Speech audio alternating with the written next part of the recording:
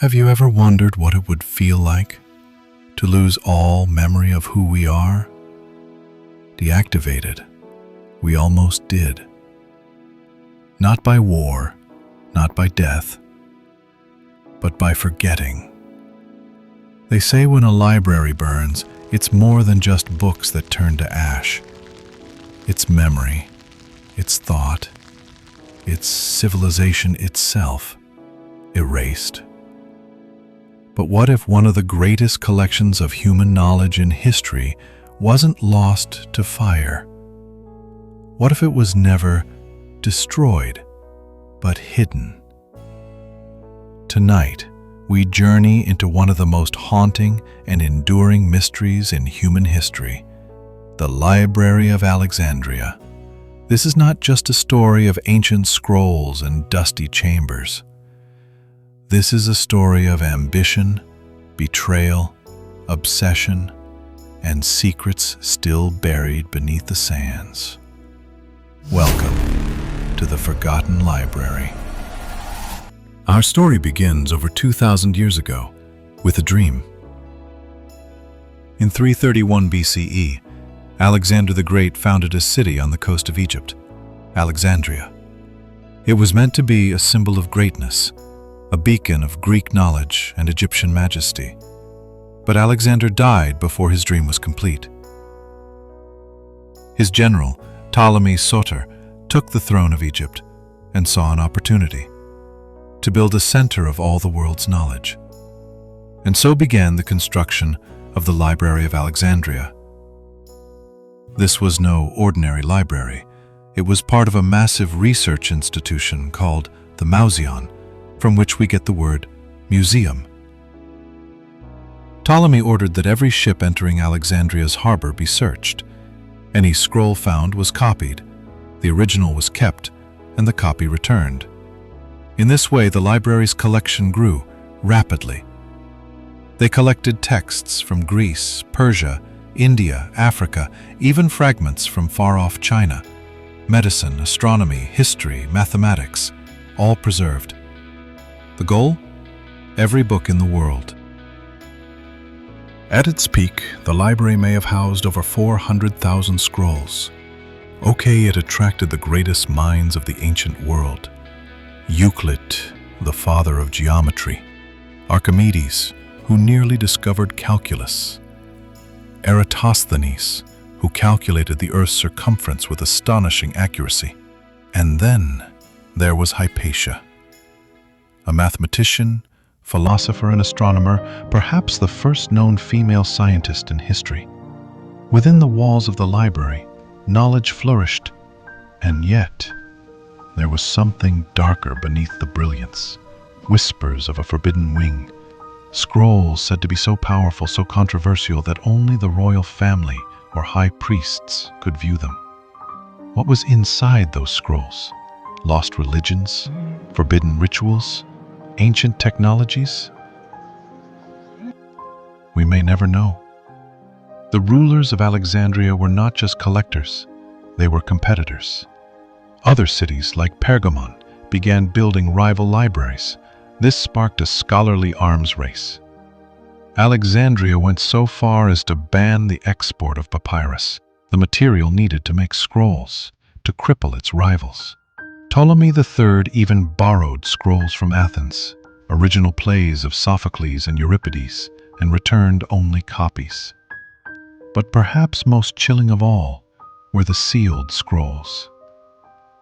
Some were said to contain knowledge from before the flood. Yours were written in tongues no one could translate. One scroll, rumored to be titled the Codex of the Eye, allegedly described the soul's ability to see beyond the physical world, using techniques taught by an ancient race. And then, the first fire came. In 48 BCE, civil war engulfed Egypt. Julius Caesar, pursuing his enemy Pompey, arrived in Alexandria and found himself entangled in Egyptian politics, and with Queen Cleopatra. But during the conflict, Caesar ordered the burning of Egyptian ships to block the harbor. The fire spread and reached the docks. Some say it spread to the warehouses and scroll depositories nearby. consuming thousands of texts. Did the library burn? Part of it, perhaps, but scholars believe much of the main collection survived and was later moved to another location, the Serapeum, a grand temple to the Greco-Egyptian god Serapis. The library lived on, for now.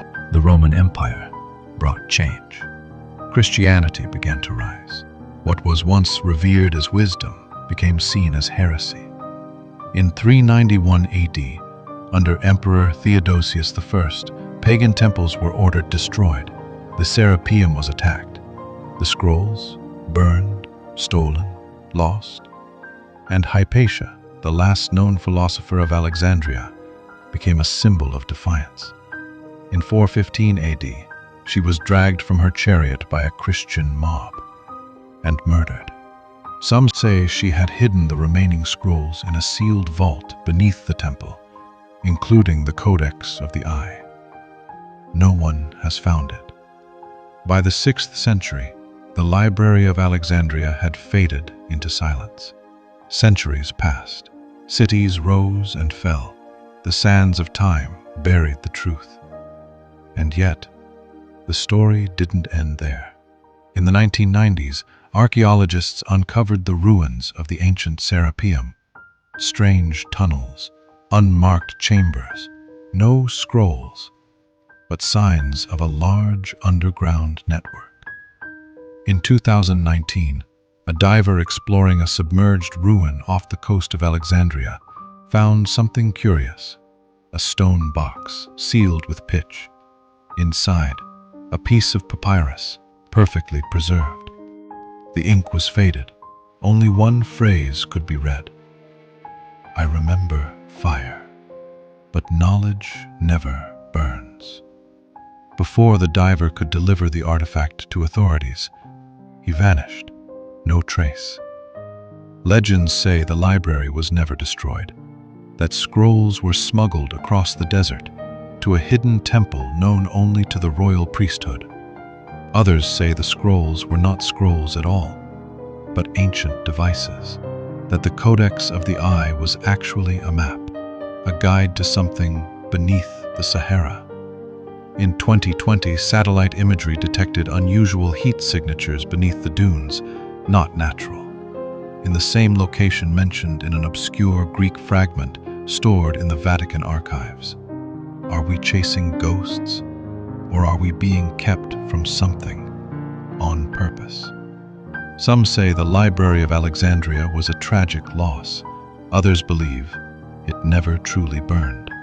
Maybe it's waiting, beneath the sand, within the sea, between the lines of forgotten scrolls, because knowledge does not die.